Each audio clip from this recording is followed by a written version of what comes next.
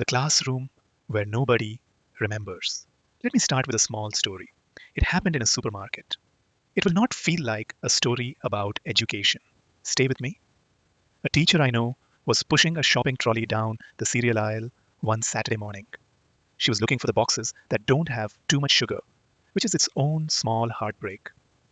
She turned the corner, and there, standing next to the rice, was a boy she had taught 6 months earlier. He was 12 now, taller. His mother was inspecting tomatoes a few steps away. The boy saw her. He smiled. He waved. The teacher waved back. And then, because she could not help it, because teachers do this, she leaned on her trolley and said, "Hey, I was just thinking about our photosynthesis unit. Do you remember what photosynthesis is?" The boy blinked. He looked up at the fluorescent lights. He looked at the tomatoes. He looked back at her. And he said, very politely, the way 12-year-olds say things when they're being kind, plants? Plants do something with the sun? That was the entire sentence. She had taught him for 14 weeks. He had passed every test. He had drawn the diagram with the arrows. He had labeled the chloroplasts. He had filled in the equation with carbon dioxide on one side and glucose on the other. And 6 months later, in a supermarket aisle, standing 2 feet from a tomato that exists only because of photosynthesis, what remained was, plants do something with the sun. She smiled at him. She let him go back to his mother. And she pushed her trolley to the next aisle and stood there for a moment, staring at the soup cans. She had taught well. He had learned well. And nothing had stuck. This is the moment this book is for. The test that tells you nothing.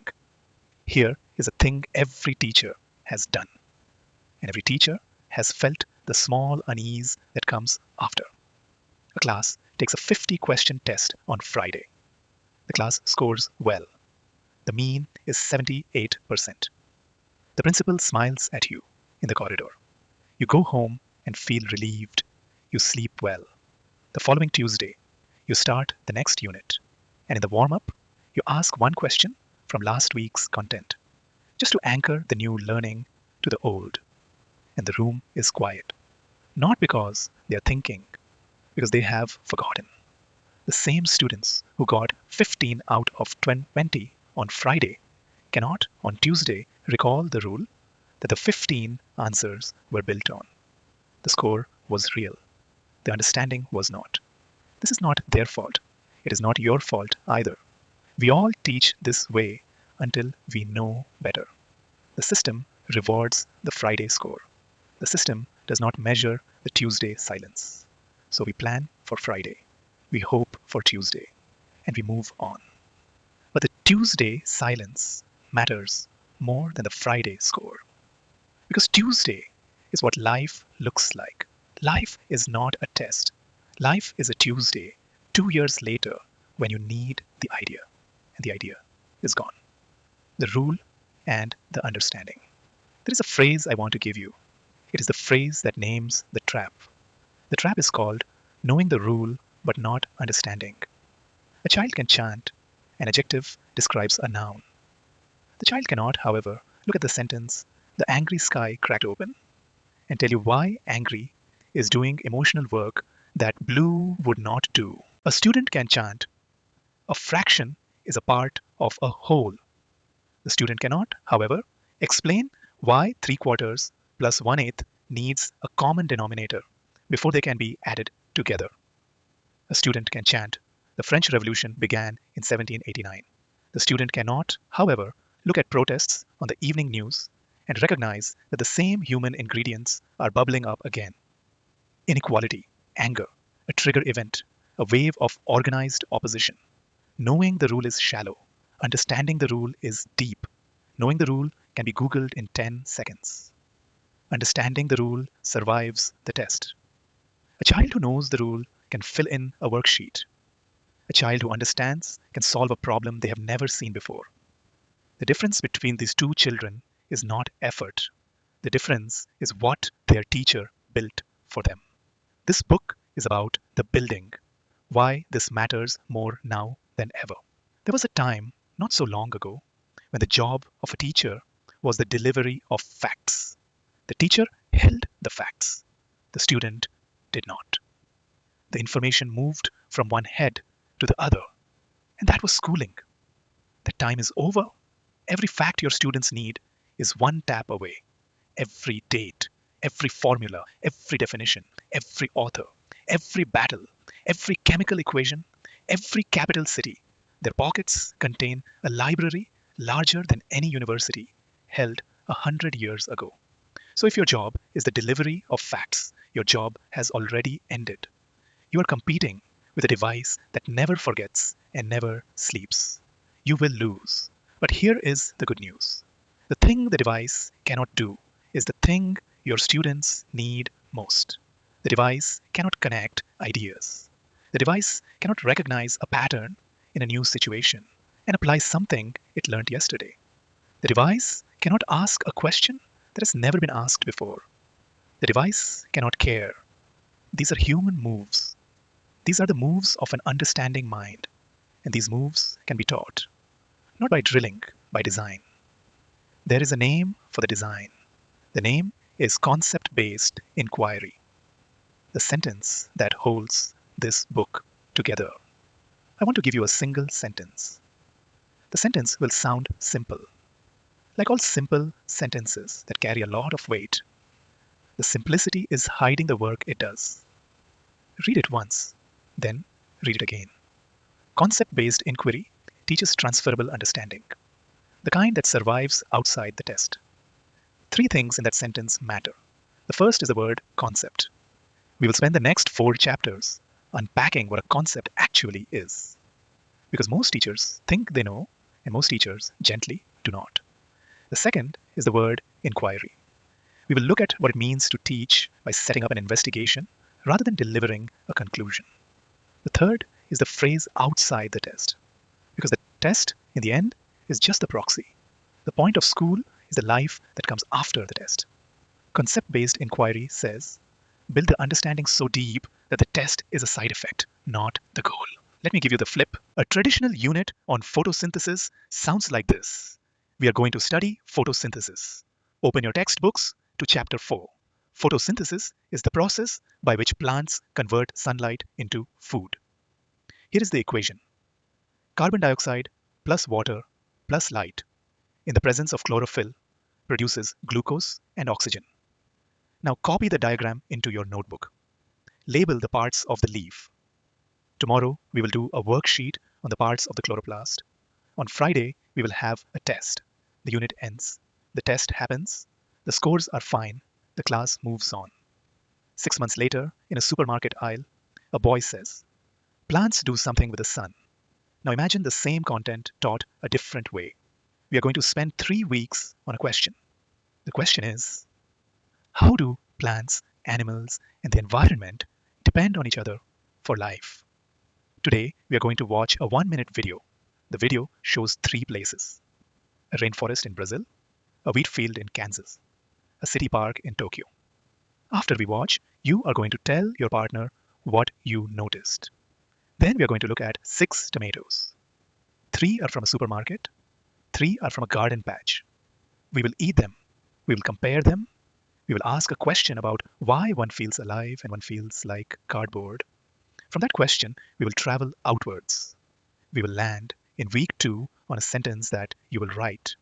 The sentence will be about life depending on light, about energy moving through systems, about the way a leaf is a small factory that converts a star into a sandwich.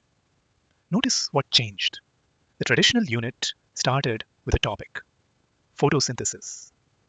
The new unit started with a concept, interdependence. And under the concept lived a question. How do living things depend on each other? The concept was timeless. The concept worked across many examples. The concept could be tested in a situation the teacher had not yet imagined. When the boy walks into a supermarket 6 months later and sees the tomato, the concept is what saves him. Because he does not need to remember the equation. He needs to remember the relationship. And the relationship lives in him now because he built it himself.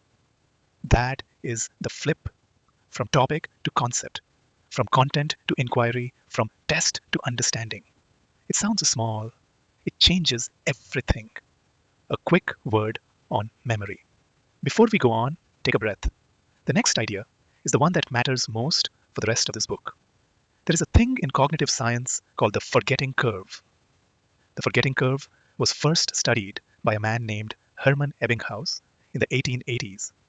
He memorized lists of nonsense syllables and then measured how quickly he forgot them. His finding was sobering.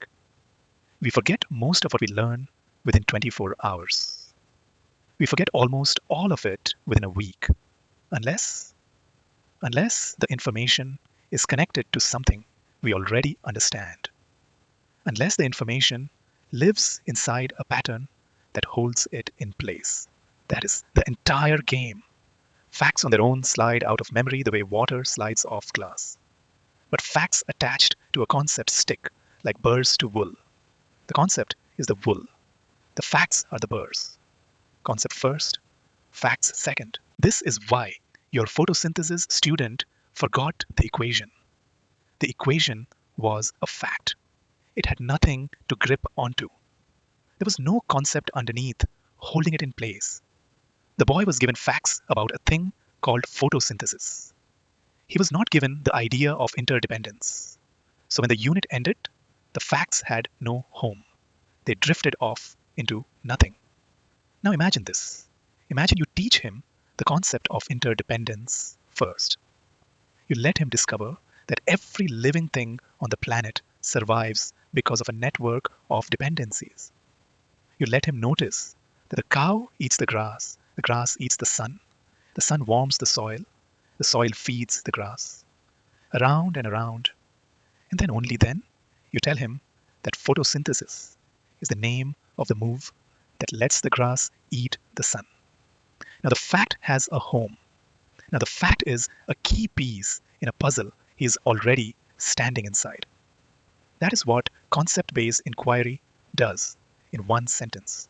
It builds the puzzle first. Then it gives the student the pieces. The pieces stick because the puzzle is already there to receive them. What this book will do and what it will not do. I want to be honest about what is coming. This book will not give you a brand new curriculum. You already have a curriculum. Your school has a curriculum. The state, the country, the program, the board, the inspector, the parents, all of them have already decided what you have to teach. This book will not ask you to throw any of that away. This book will ask you to teach the same things differently. The same chapters, the same standards, the same outcomes, the same end of year reporting, but underneath a different engine, the engine that runs on questions instead of answers, the engine that puts the concept in front of the content, the engine that lets your students do the thinking that you used to do for them. If you have been teaching for 20 years, you do not need to start over. You need a small set of moves you can drop into Monday's lesson plan. By the end of the next chapter, you will have the first one. By the end of this book, you will have all of them. This is not a theory book. It is a practice book. Every idea will be followed by something you can do tomorrow. The illusion of fluency. There is one more thing I want you to hear before we close this chapter. It explains the supermarket scene more precisely than anything else I know. In the study of learning, researchers have a name for what happened to that boy. The name is the illusion of fluency. The illusion of fluency is what we feel when we have just heard or seen something for the second or third time. The thing feels familiar. The brain quietly assumes that familiarity is the same as understanding. The brain is wrong. A student watching the teacher walk through a worked example feels they understand. The steps make sense as they are being shown. The student nods along. The student would, if asked, say, "Yes, I get this." But the moment the student is alone with a problem of their own, the fluency disappears. The steps that felt obvious 5 minutes ago are now unreachable. The illusion has lifted. What is left is the actual learning, which is often less than the student thought. We all live inside this illusion We watch a cooking video and feel we can cook the dish. The next morning, we cannot. We watch a tutorial on a new piece of software and feel we have understood it. The next time we open the app, we are lost. Familiarity is not understanding. Recognition is not retrieval. The two feel similar and they are not. The Friday test rewards recognition. The student recognizes the question. They have seen it on the worksheet. They have done it in class. The test is built on the same material, so they retrieve enough to answer. The score looks good, but 6 months later, in a supermarket, there is no worksheet. There is no familiar setting. There is no cue. There is just a question and a young brain. And what is left in that moment is only what was actually understood, not what felt understood at the time.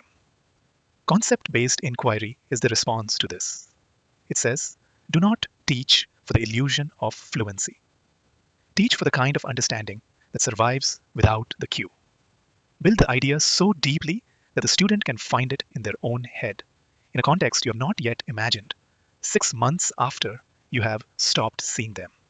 That is a tall ask. It can be done. It is what the rest of this book is for. The same topic, taught two ways. I want to slow down and walk you through the same content, taught the two ways, before we close. A traditional photosynthesis unit by the calendar looks like this. Monday, define photosynthesis. Copy the definition into your notebook. Watch a 5-minute video. Tuesday, the parts of the leaf. Label the diagram. Cuticle, epidermis, palisade, mesophyll, spongy mesophyll, stomata. Wednesday, the chloroplast. Label the inner membrane and the outer membrane and the thylakoids and the stroma. Thursday, the chemical equation.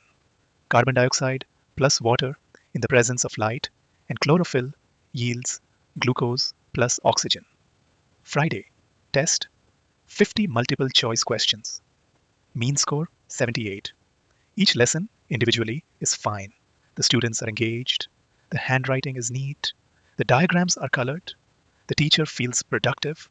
The weekends, the class has covered photosynthesis. But notice what is missing. There is no question at the center of the week. There is only a list of facts being covered. There is no reason a student would care about any of this. There is no idea underneath that gives the facts their meaning. There is no moment where the student asks themselves, why does this matter to my life? Because nothing in the lesson invited that question. Now imagine the same content taught as a concept-based inquiry, same 5 days, same standards, same end of unit content, different engine. Monday, the teacher does not begin with a definition. She begins with 2 tomatoes, one from a supermarket, one from a small garden patch out behind the school. They look almost identical. She cuts them open. She asks the students to taste both. Half the room thinks one tastes much better than the other. Half the room cannot tell the difference. The teacher asks, why is one tomato richer than the other? What was different about how each one grew? The room fills with hypotheses. Soil, sun, time, variety. The teacher writes none of them on the board. She just listens. Then she says, this week we are going to ask one question. And the question is, how do plants, animals, and the environment depend on each other to make the food we eat? Tuesday, the class watches the same 5-minute video. But this time, the question is in the air. The students are not listening for vocabulary. They are listening for evidence. After the video, they sketch in their notebooks what they think is happening inside a leaf. Their sketches are wrong in many ways. That is fine. The wrongness will be the starting point of the rest of the week. Wednesday, the teacher hands out leaves, real leaves, from outside. The students hold the leaves up to the light. They notice the veins. They notice the color difference between the top and the underside. They guess. They reason. They argue with each other. By the end of the lesson, the teacher introduces the parts of the leaf, not as a vocabulary list, but as the answer to a question. the students have already asked. Thursday, the chemical equation, finally. But by now, the equation is not a thing to memorize. It is a description of a relationship the students have already begun to feel. Carbon dioxide goes in, water goes in, light goes in, glucose comes out, oxygen comes out. Now the question is, what is the relationship between what goes in and what comes out, and what would happen if we cut off one of the inputs? The discussion goes on for 30 minutes. Students design experiments in their heads. Some draw them out. Friday, the assessment is not 50 multiple choice questions. The assessment is one question. Use what you have learned about plants and energy to explain what would happen if all the bees in the world disappeared in a single night. Write a one-page response with evidence. Use at least 3 of the concepts we have studied this week. Both weeks ended. Both classes were taught photosynthesis. 6 months later, who do you think still understands? You already know. What changed between the 2 weeks was not the content. The content was identical. What changed was the architecture. 1 week had a topic at the center. 1 week had a concept at the center. 1 week ended in a multiple choice test. 1 week ended in a transfer question. 1 week taught for the Friday score. 1 week taught for the rest of the student's life. This is the choice that sits at the heart of this book. Same content, different engine. You do not have to throw out anything you already have. You have to put a different engine underneath it. The thing I'm going to ask you to do, I want to ask you something now, and I want you to actually do it, not later, now, or as soon as you're next sitting at your desk. Think of one topic you teach. Pick something specific, not a vague subject area, a real unit you have taught in the last year. Maybe it is fractions in grade 4. Maybe it is the water cycle in grade 2. Maybe it is the Industrial Revolution in year 9. Maybe it is character motivation in diploma literature. Whatever it is, hold the unit in your mind. Now ask yourself a single question. After the unit ended, after the test was over, after 6 months had passed, what would your students actually remember? Be honest, not what you hoped they would remember, what they would actually remember. If your honest answer is some version of not much, then you've just found the topic we are going to rebuild together. Hold it in your mind through every chapter that follows. Because by the end of this book, you're going to know how to teach that same topic in a way that survives the supermarket aisle. Hold the topic. Let us begin. The recap and what comes next. Here is what we have said. There is a gap between knowing the rule and understanding the rule. Knowing the rule wins the Friday test and dies by Tuesday. Understanding the rule survives the supermarket.